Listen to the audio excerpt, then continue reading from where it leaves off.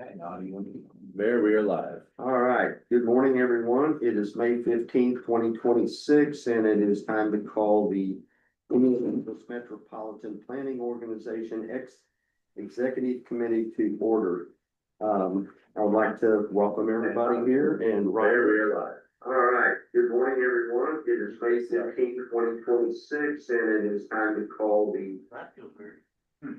Not a lag. That sounds weird. What that mean? I'm just. That little boy said like. All right, are we back, Ryan? Yeah. Can you introduce yourself? Ryan Wilhite, Indigo. First? Mark Harebrant, Hamilton County. Brian Cannon, Town of Avon. Eric Watson, Henderson County. Natasha Shinflamata, Town of Plainfield. Jim Kaufman, City Beach Grove. All right.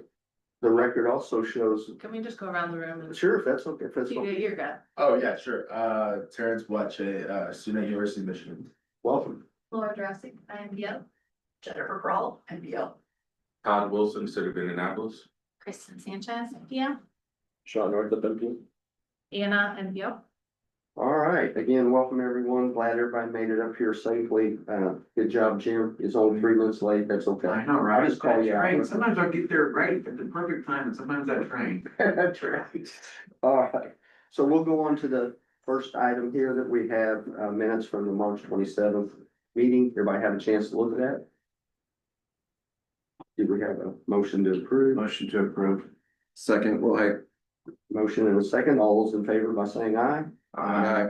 Okay, thank you. Kristen, you're next with the acceptance of the financial report. Okay, we, as you guys know, received 75% of our annual allocation last fall in September. We got access to the remaining 25% of the federal funds exchange for 2026. And the beginning of April, made that request pretty quickly. Was told it should be coming this week.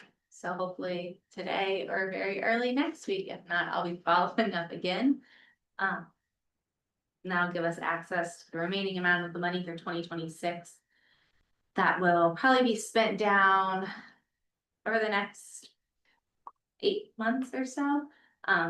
Just to give you guys kind of some figures of how quickly we're spending the federal funds exchange dollars. And another great aspect and benefit, I think, to the program just being out of annual allocation. So to date, we've received $108 million for our full 2025 allocation and 75% of 2026. We are waiting on an additional 16 million, but we've only sent out 75 million to date. Our projects are not quite pushing through the pipeline as quickly as they would have under annual allocation, but we have that flexibility. So we don't have to push them as quickly with the need just to spend money. So that difference is being invested and we're earning the interest on those funds and putting them back into the pot. Any questions on federal exchange? You may have explained this before, but why didn't they give us 100%? I think it was just their access to the money. Okay, Appropriations, not knowing how much year end would actually be. They normally get access to that in first quarter. yeah. And really push the remaining funds. I think that's very normal year over year. So I think it's a good clarification. The budget numbers we are going into a fiscal year are estimates. Right, and so we use the 75% of the first estimate and then traditionally. Like a month ago-ish, in April, we get the actual numbers, and so we used to call that additional appropriation. So we were able to factor in that fund in that invoice. I had that very same question when I was reading this. I was like, does that additional invoice included the additional appropriation? Because the estimate going into the year is typically a little bit lower than our actual for 26. And knowing the real amount is based on when Federal Highway releases the tables to you guys. I don't know how that works from Federal Highway versus FTA. So it's not tables, it's NDOT tables, it's not Okay. FHWA tables, because remember, NDOT goes back for additional appropriation. I see. And so some of it is the additional appropriation that they're able to get on unused gas tax money.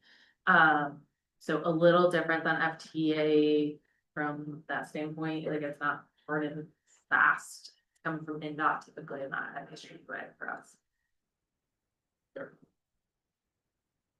Moving on to our other grant programs, as of end of first quarter, we had spent 16.2% of our 2026 PO. We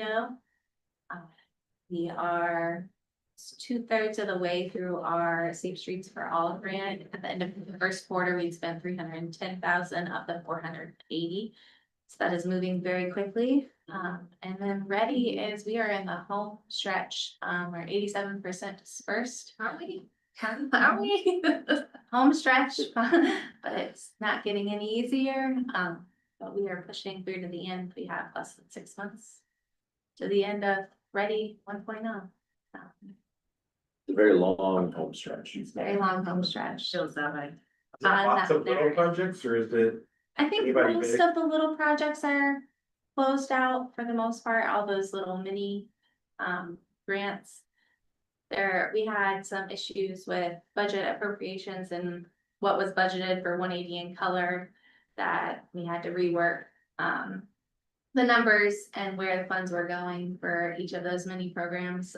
That's been cleared, and so those should all be receiving their final disbursements probably in the next month or two as those are resubmitted. And then we just have some of these final. Spend in, Well, so can I you think about it it? was, They can- yeah, I think it or was we the just last like, okay. meeting. So in February, there was action to remove, right, like you had Right, $80, yeah. $80, $78. you had $800. So last meeting, we kind of cleared all of those projects. Anybody that we knew could spend their money. Yours was just an oddity.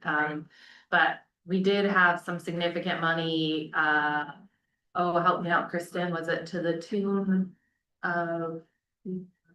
$500,000. We Yes. did two. So we projects. cleared off $500,000 off the Ready 1.0 projects, and then there are two projects that IEDC really selected and told us that we could put Ready 1.0 money on 2.0 projects. And so this group approved Franklin, Ian Plainfield, and I can't remember a senior center and Echo Park. Is that right? We have not actually executed those contracts because we're waiting for IMPO and IEDC to approval before we enter into IMPO. So that is part of the remaining funds, and those projects are, from my understanding, like fully built out, ready to build out the additional funding, but we're just waiting for EY and IEDC to give us final authority to enter into contracts. So we've done that part, and then, yeah. It seems like it was really hard to get these off the ground, and then these last little bit is, yeah, just a heavier lift. Everything in between seemed to just, yeah, was a process, and yeah, it's just this last 10%. We've decided we are celebrating, those of us working on it, when we get to the 100% threshold, so as worthy of celebration, just because it's been a lot of changing rules and thresholds and. Is it like a shredding party or like what are you doing? Sounds like a good idea. I will tell you that Ready 2.0 has been, I think we all know, it's been a pain to get that moving because all the different changes. And I think changing probably the administration in the middle of all of this is probably what's caused that. But for that being, why I said that is, we finished our project last summer, and that was a 2.0 project, and we just got our approved proportion this week of $750,000. And I think we were the first one in our region to get the Ready Point 2. Yeah, so that project is, I think, Anna, Good to hear at least someone's getting it. yeah, so it's starting to come, and I will tell you, like Anna said, they've changed a lot on how you report it and all that, so it made it a little rougher, but it's all good. Okay, let's get Chris rolling out. Yeah. Okay. Yeah, Kristen,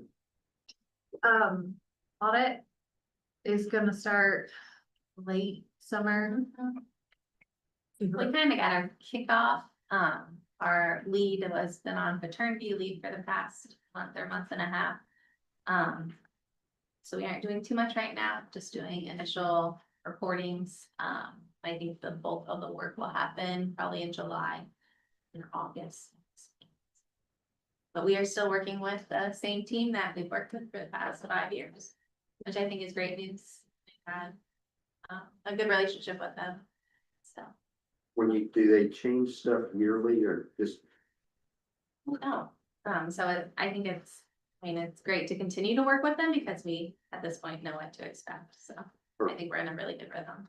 And they're familiar with the federal exchange agreement, like they know our federal funding, like it, it's been nice just to have consistent people that are familiar with us. I guess we need a motion on this one. Yeah, Yeah. motion to accept. Motion to accept resolution 2020, is that right? Is that what we're at? This one is just acceptance. So Yeah, that's what- acceptance on the balance sheet. Move to accept, Wright. Second. We have a motion and a second. All those in favor by saying aye. Aye.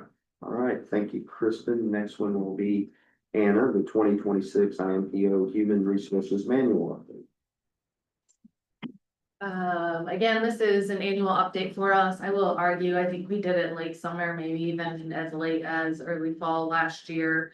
The idea is to do it, late spring, early summer, so I'm trying to move back to that schedule. We only have a handful of changes. Again, I will tell you, I never knew, the HR document was such a living document and should really be touched every year. I'm also one, I don't like to have policies if we're not following them. None of these are really that. We did update some language. Nursing mothers is no longer the acceptable term. It's now the lactation accommodation. So you see that updated. Hours of work and flex time, we add clarity to that. That was confusing to staff. Made some updates and changes for remote work and temporary out of state remote work. There was some language added, I believe, last year about out of state.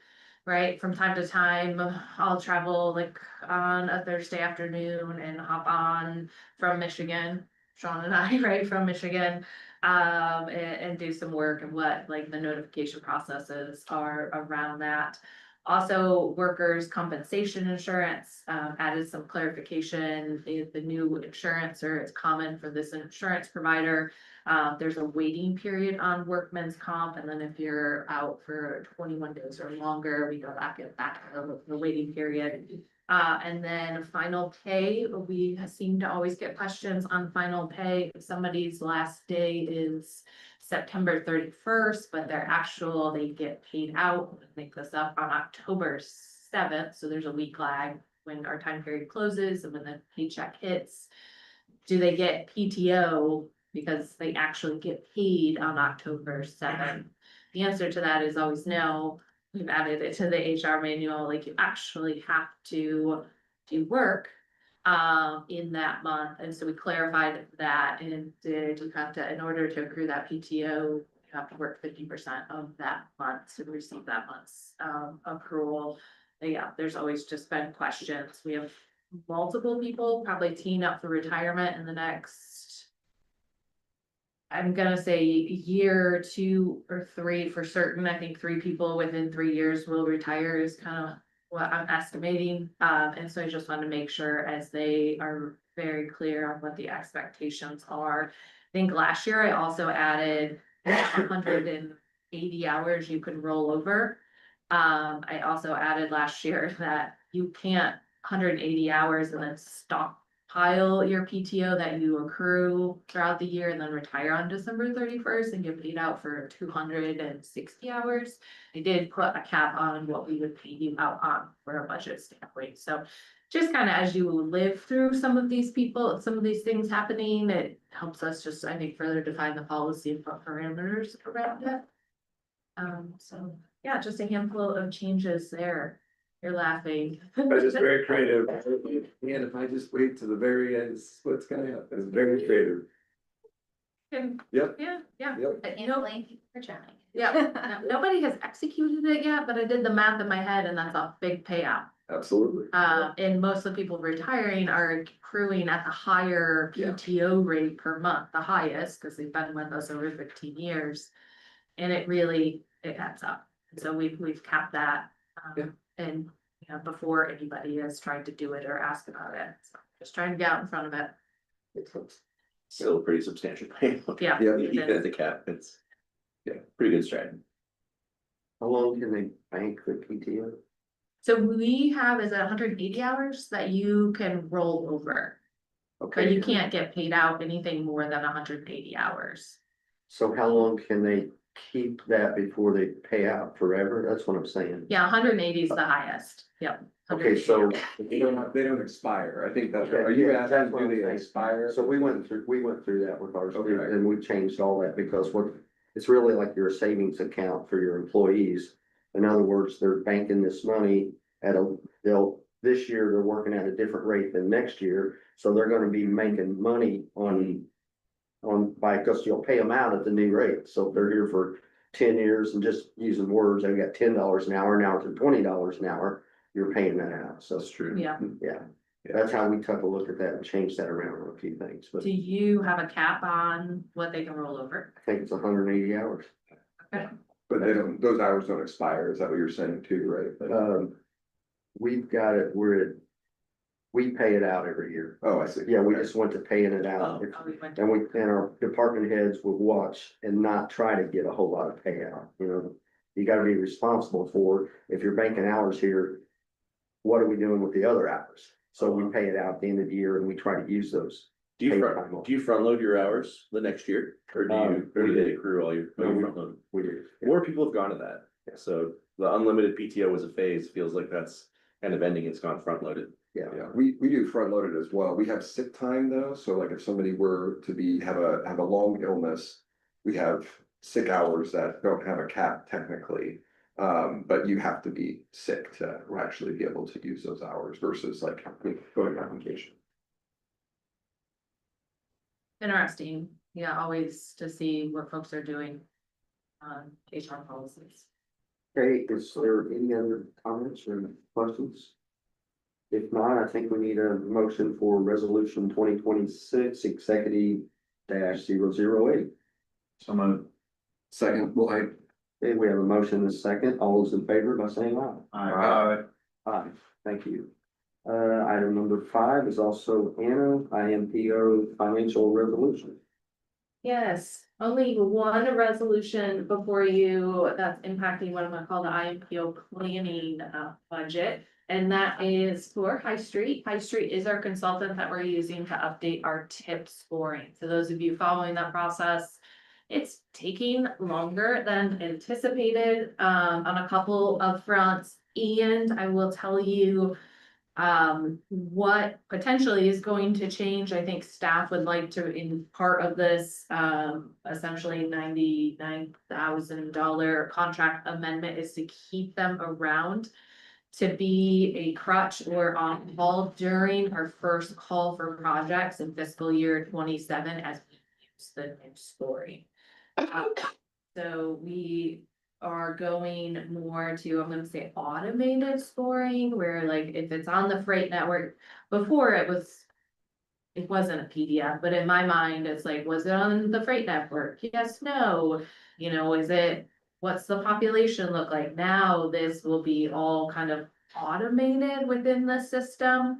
And so just having High Street available as we get automation questions, or if we're not getting outputs that we feel are reasonable, and obviously we're going through all sorts of testing when we do change it. Yeah, it's just to have them available to help us ask questions and understand what is going on, so. Kristen's actually the project manager for that, so she's here and can help answer questions if you do. Right now, we have met with High Street and we are asking them to put in our testing phase projects that weren't selected for scoring or weren't selected for funding. So we can see how those projects would have scored as we go around and changing. Looking at the projects that were selected isn't helpful.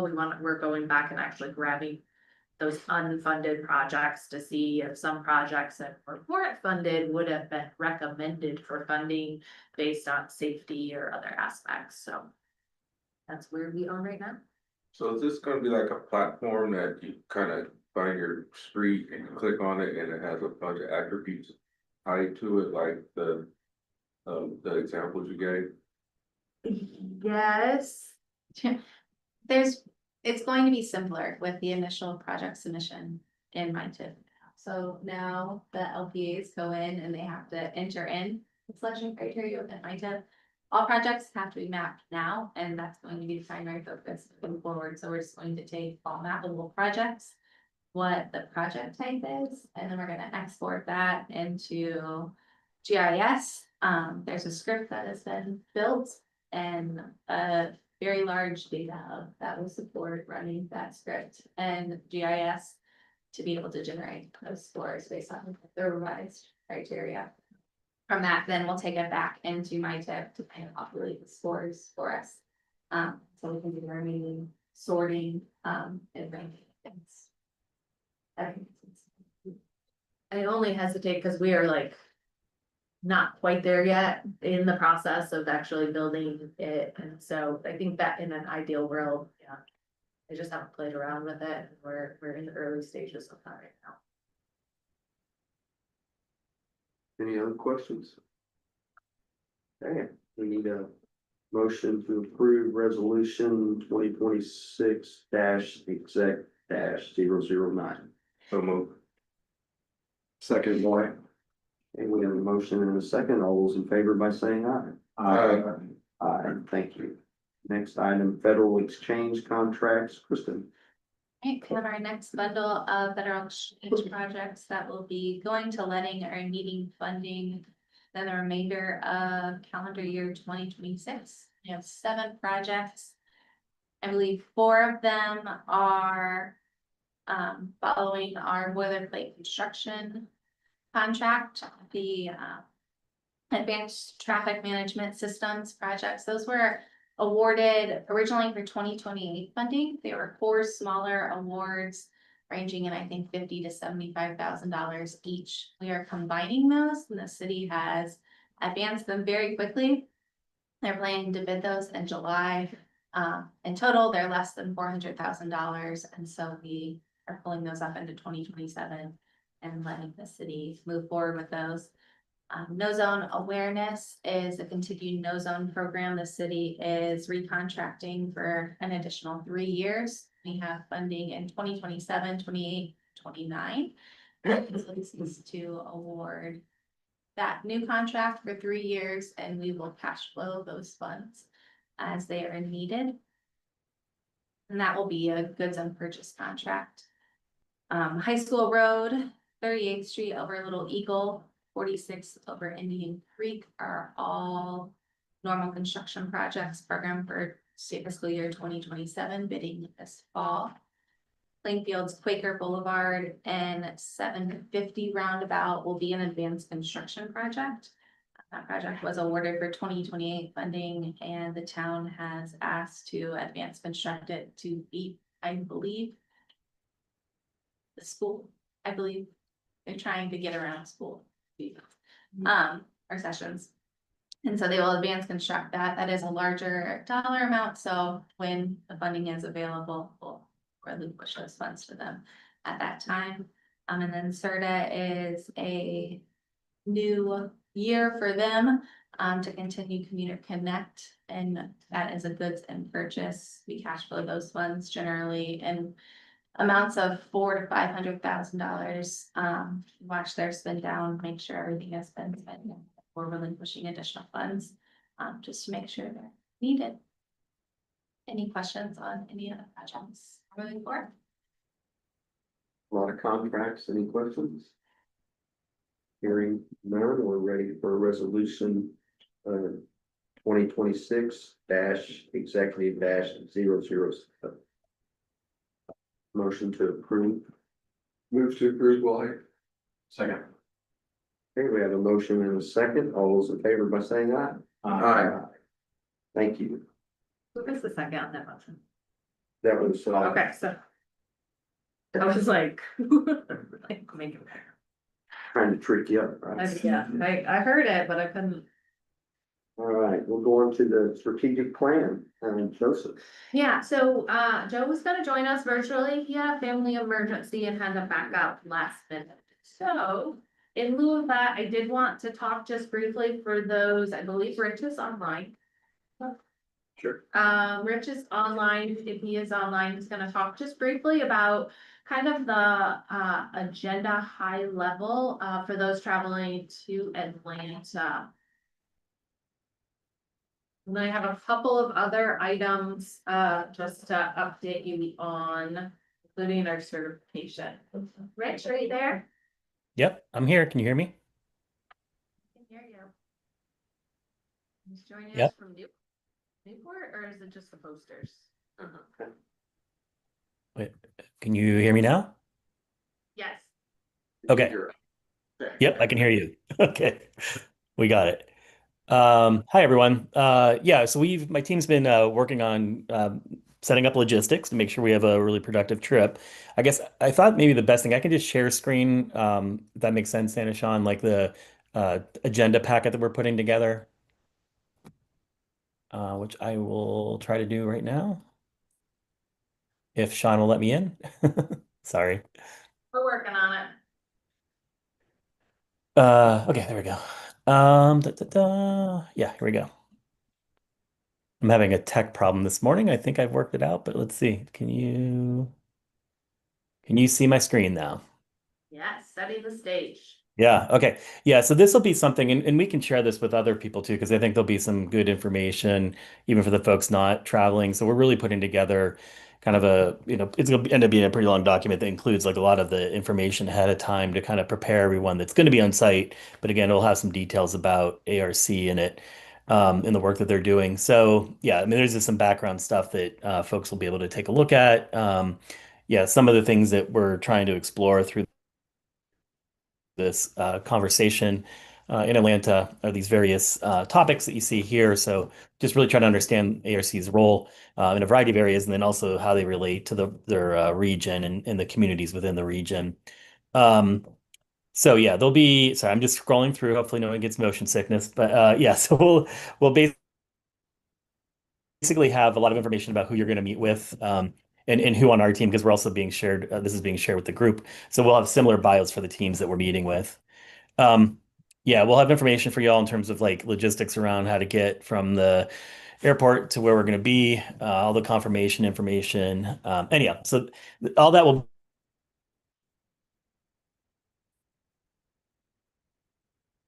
Promise that's just a connection. That makes sense. Well, technology doesn't. Trey, oh, can you hear me? We lost you for about a minute. Oh, see, I have no idea what that is. Okay. You can hear me now though, it looks like. Yeah. Okay, let me move you Yeah. over. See you. Man, tech. Um, Yeah, so Wednesday, most folks are arriving. We're gonna have, for those that are in town in time, we're gonna have a dinner location where we can meet up. So we're ironing. I think I got the final confirmation on that yesterday. So anyway, we'll update this. We'll have a place where we can meet up, and again, we'll have contact information if you get lost or need anything. We'll start our day pretty early on Thursday. There'll be a breakfast so folks can kind of come along, and join, kind of have some preliminary conversation. And then our program really starts at 8:40. We'll walk over to the ARC offices from the hotel. If anybody needs accommodations or needs support, just let us know. We have an on-site staff person also that has a vehicle, so we can also drive folks over if that is needed. And then we're going to be with the ARC team for about 3 hours. We're kind of finalizing with them sort of the run of show, but the areas that we want to hear from and talk to are the housing, the livable communities program that they have, and yet the other ARC community development work that they do, how they're integrating innovation into their MTP update. And then we'll have a working lunch with them around their role as a regional convener and how they're being asked continually to sort of step in on other issues that are not core to their mission, but other areas that how the community engages them to play a leadership role, whether that's a one-off or something that bakes into something larger, which is kind of how the housing work had started for them. And so we'll hear a little bit more about sort of what's happening in that realm. And then we'll travel to Peachtree Corners. So we're going to be on a van. We'll all be together, be able to talk while we're there. Hopefully, notorious Atlanta traffic behaves itself. And anyway, we'll get out to Peachtree. And they were one of the Livable Communities Initiative recipients. And so, we'll experience sort of and talk to them about what their collaboration with ARC, get to see the community a bit. We're going to be at Curiosity Labs, which is a kind of nationally known center for innovation that they've built. And it's kind of a hub of a lot of the activity that's going on in Peachtree and larger Gwinnett. And then, yeah, we're going to have a presentation from Gwinnett County, and then allow a brief tour of the lab. And then we'll travel back downtown. We're still playing around a little bit on timing relative to dinner reservations, but we'll try to give you a bit of downtime to refresh and then have a dinner within reason of the hotel. And then Friday, again, breakfast, and then we wanted to do a tour of the South downtown development that's happening, and really understand, sort of hear from them about the revitalization that's happening, how it fits in with the transportation system and the network. And then, yeah, this is just a really hub of activity that's happening in Atlanta now, kind of like next generation development. And so we'll have some of the folks that are leading that effort give us a tour and speak to what that development means. And then we'll have a debrief available. I know there's a couple, we'll look at logistics, but we'll have a debrief. And then folks will be traveling. I think most everyone's traveling back to the airport after that. I'm gonna and I'll just say the rest of this packet is going to be really detailed information to kind of again prompt you guys and sort of give you background so you can come in. Hopefully, we'll get this out obviously in advance. Hopefully you have a time to look at it even while you're traveling would be great. And then again, I think it'll be a resource for anybody even not on the trip to understand sort of, yeah, the dynamic of ARC and sort of who we'll be talking to and what we'll be talking about. Um, I think I just ran through that really quick because I've had ample coffee today. So I'll pause for questions or any feedback that folks may have. But I did just want to let you know Mayor Willis is joining us. He's a non-IMPO executive member, so I am going out there, I think like next week to kind of brief him and get him up to speed on just the IMPO, the challenges, history, right? Newer elected official. Just felt like since we had a number of IMPO executive committee members that couldn't make it, having somebody else joining us, maybe from a different perspective, an outsider that isn't quite as engaged. So he will be joining us as well. And then Rich, I don't know that I communicated, because I think I saw Andrew's picture. Andrew Cleaner from Cleanfield is not traveling with us, so we need to remove him from the packet. Yep, we'll do. So Ryan, you have a question? Yeah, I'm curious, Rich. I think last time that a group from the IMPO went, yeah, we went to they went to the Beltline, right? Was that Yep. part of it?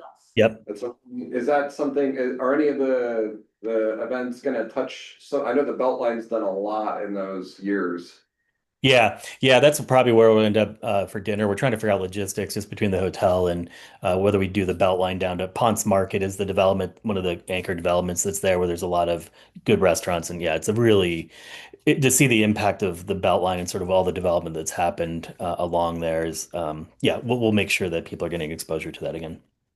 How far is that from the hotel?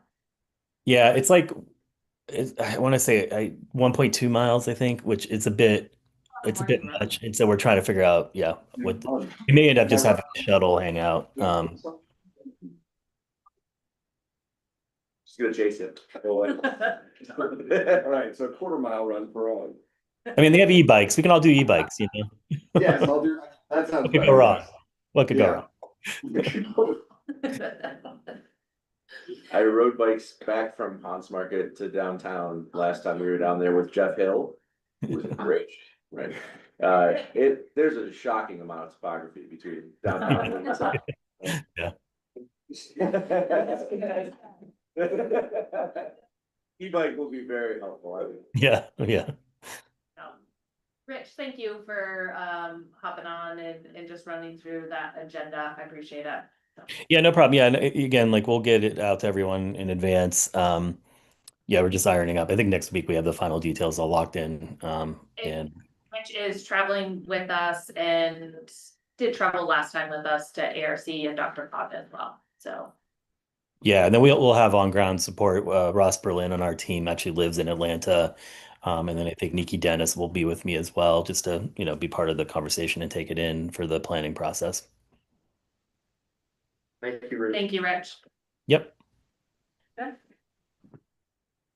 Okay, we have other items of business. A couple of other items, we did complete, our IMPO certification that happens with FHWA and FTA once every 4 years. It went fine. We will see what the report says. I'm sure there will be a few corrective actions, a few recommendations, a few accolades, I think. I could speculate on what those are now, but I honestly don't know until I read the report. Like, just because they're asking questions and digging into a subject, I don't know if that means we are getting a corrective action on it or, so I do think, I mean, staff definitely is speculating on what, those are going to be, but at this time, I don't know.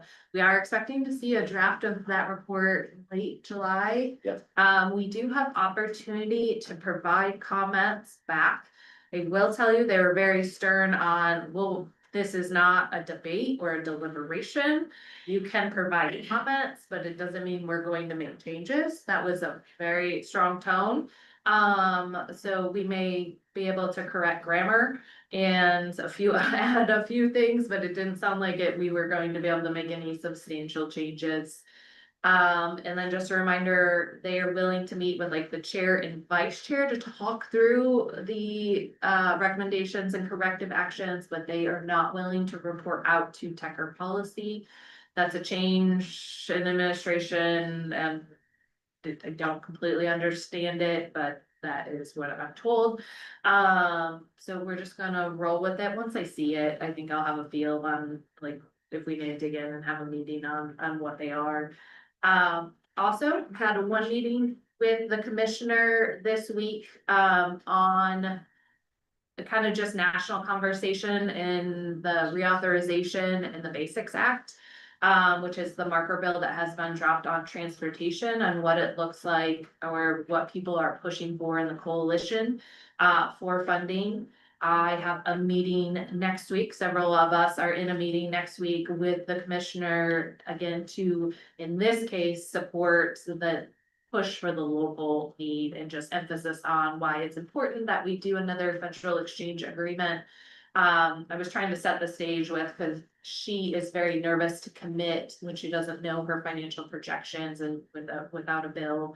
So I was trying to set the stage with that. I'm giving her some, more information. I do realize it's a bit of a crystal ball because nobody can guarantee what is going to happen.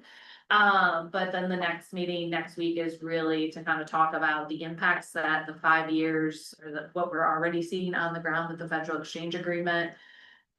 We really need to know in the next 30 to 60 days if our next call is going to be state money or federal money. We really want it to be state money. So we are going to be pushing for that. And thank you. I know we're touching base quickly after that. We also did execute an agreement to add a tolling module to the IMPO travel demand model.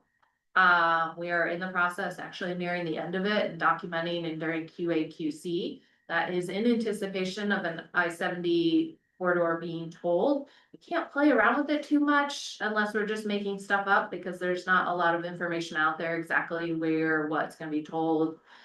We did use the tolling strategic plan that is out there to help develop, or at least put in some of the baseline information that till that releases more information. We would just kind of be running scenarios and speculating on what that looks like, but that tool will be ready to go if they get approval tomorrow on that. We do have very specific questions now, right? So questions about assumptions and technology and things like that. So when NDOT's ready to engage, we have some idea about what to ask. I think when that does happen, if and when that does happen, we'll convene a group of communities that touch the corridor and make sure that we're kind of studying that all together. There's not a lot of great national examples of existing corridors that have been widened and tolled at the same time. There are a few, but yeah, we're gonna learn what we can from them. Yeah, and if they don't get approval soon, you may see something in the 2027 budget to also look at economic impacts, other impacts of tolling throughout central Indiana on that corridor. Depending on how quickly they get approval for that. Working on the 27 budget right now. That'll be July. Right, approval. did you have anything you wanted to touch base on the housing? Conversation? There's been a lot on housing. The one thing I'd say on the certification review is I don't know how much pressure they're gonna be under to do corrective actions and to balance good news and bad news. The vibe in the room was really good. Like it gave staff an opportunity to showcase all the things that we've been working on for the last 4 years. It's a lot. We were able to control the agenda and just share, snippets of everything that we've been doing, bring staff up, explain those things, and then dive deep when they ask questions. They ask a lot of questions about public involvement, where we spend an enormous amount of time. So it was a good process. It was good vibes in the room. We're excited to see how all of that goes. Happy to share those resources too, if you're interested. Can I ask a question, Sean? Yeah. So whenever they ask about community involvement, and with hate to go here, but the House bill that they were working on 1001, that was gonna take away community involvement, Right. is that why that question was asked? No, this is the feds, not the state. They're not so interested in the state policy. They were interested in the federal policy and how we go about engaging folks and what we document in our public involvement plan. So if the state passes a bill like that down the road, will that affect the funding from the federal government then? I don't think so. I think it'll affect. So we're always subject to federal and state law. And usually it's the more strict of the two. I think it would just flip it. In most things, state law is more restrictive than federal law. And so I think in that case, it would flip it where the federal law would be more restrictive and we would just fall back to federal guidelines. So there's like procurement examples, right? Where the state requires that to do a small purchase, we have to be like under $10,000. Well, the federal guideline is like $250,000, right? So there's way more room in the federal guidance than the state guidance to be able to do a no bid contract. So things like that, if the state were to back out, we'd go with the federal guidelines. Thank you. On the housing side, we have a first draft of the community preference survey. So we've done this thing every 4 years with my board and the IMPO. We interview 1,500 people in the 9-county region. Actually, I think they throw in Brown County too. So the 10-county region to match my board. It's really interesting. It's statistically valid for every single county. We're looking at results for this one versus the last 3. We're gonna report back on that. My board has a big event in August where we'll share all of that information out. I'm happy to give you guys a sneak peek of this at some point if you'd like to, or send it to you. But definitely some interesting results in here. Definitely some things have changed over the last couple of years. We try to keep the questions as consistent as possible, one to the next. We changed a few things this time because the last time we did it was right in the heat of COVID. And so we had questions about home office and work from home and things like that were a little bit less of a focus this time. But yeah, there's definitely kind of less good vibes in the region than there were last time, which were like overwhelmingly good vibes. So it's okay. It's still, things are still pretty good. It's interesting. Is this our 4th or a 3rd? It's our 4th. Our It's our 4th. 4th one. So the fun part here is we're gonna start to be able to see good trends. I don't know if they're good trends, but trends. Yeah, so I'm pretty excited about that. I've also had the opportunity when I was in DC, I met with my representative Congressman Mike Flood out of Nebraska. Because of the Nebraska connection now, who's actually over the housing committee nationally. So I've been following him and it's been interesting to watch on the national level a bit what's going on there too. So. Yeah, so let's go there next. So there's a federal bill called the Road to Housing Act, which has passed both the House and the Senate. The Senate added a lot of stuff that the House didn't like, and so they're in conference to try and work that out. Mike Flood, I think, is one of the chair people that's really involved in that. The Senate added restrictions on how many properties you could own, that a corporation could own. I think it was 500 properties for a corporation or something like that to try and get private investment out of renting homes, right?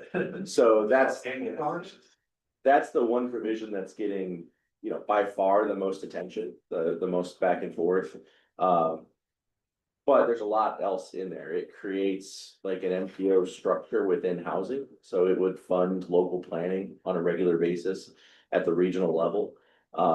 It's a pretty significant amount of money to regions larger than 50,000. So the MPOs are having a lot of conversations about how that's going to incorporate. In the last transportation bill, there were a lot of there's a lot of encouragement in the bill to incorporate housing into transportation planning. Two things are inherently linked, and you can't have good transportation policy without good land use policy.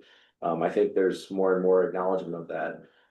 So that bill kind of progressing through is maybe one of the short-term big impacts on housing and transportation that we're going to see. It's definitely on a faster track than the federal transportation bill, which is probably heading toward continuing resolution. So through IMPO, Anna has gotten really involved with IMPO and the policy committee. Through those relationships, we got invited to a federal highway peer exchange group, which is meeting bi-monthly right now.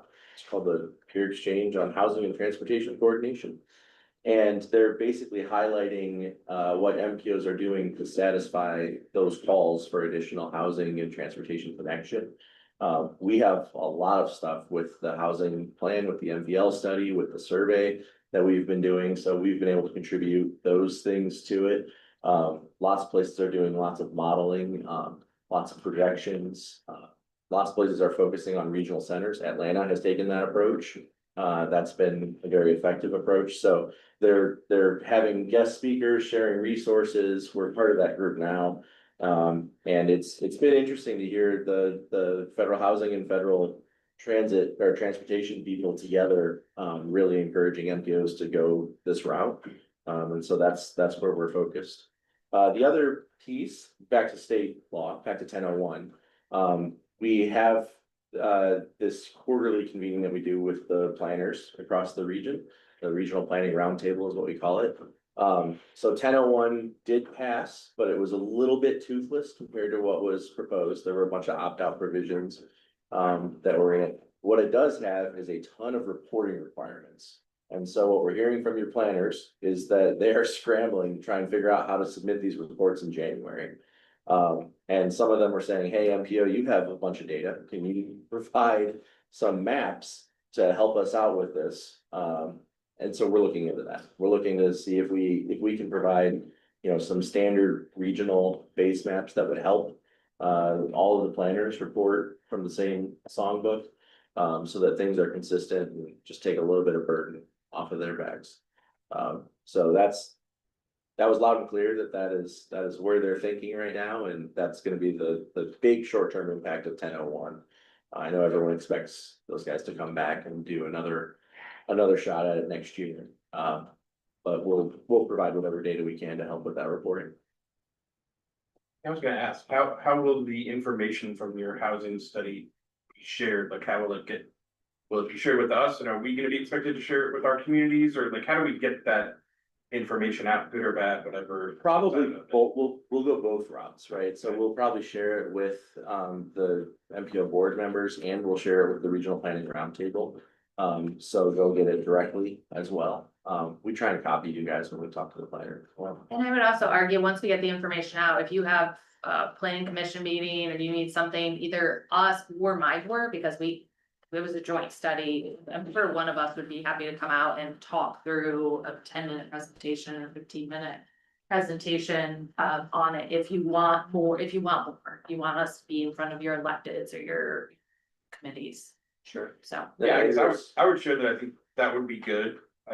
There seems to be an issue on the housing and who has credibility, and it seems like the legislature doesn't think municipalities have credibility. Municipalities don't think Baggy has credibility. So who does have the credibility to talk about housing and what really the issue is without it being one person's side of the story?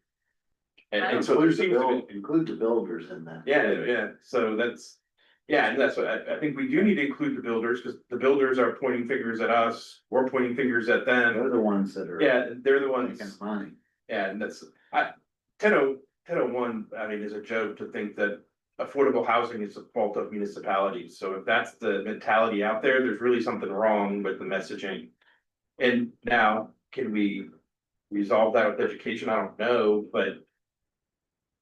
There has to be somebody who doesn't have any skin in the game, and it seems like the NPO would be a great organization to be able to do that. Yeah. Because you guys don't have anything to lose or gain from it, so. Well, I agree, but you gotta have collaboration between the legislators and the local Right. government. To have conversations before they just try to shove something down your throat. Right, which is exactly, that's the exact conversation we're having at like CERTA about, well, the legislature came out with something, didn't talk to any municipalities. And Eric and I just had the same conversation. I'd like to invite a legislator at one of our planning commission meetings to hear what our residents say about housing, so. Right. There's a disconnect between a planning commission meeting and the legislature to actually know what's really happening at these meetings, and. All of us sitting in this room would probably say, yeah, there is a problem with attainable housing, but when you have 100 people sitting in a room telling you don't rezone this, we don't want that. I mean, you put elected officials in a bad position, what are they supposed to do? I mean, it's the same situation with data centers, it's just the data centers is like on steroids. It's- Right. I would have loved to have had legislators in my comprehensive plan Yeah, meetings. yeah, At the same time, so we've been working on projections for the next MTP, which the big update happens next year. We've been looking at changes to future land use maps around the region, and the changes in the last decade on the future land use maps is actually overwhelming.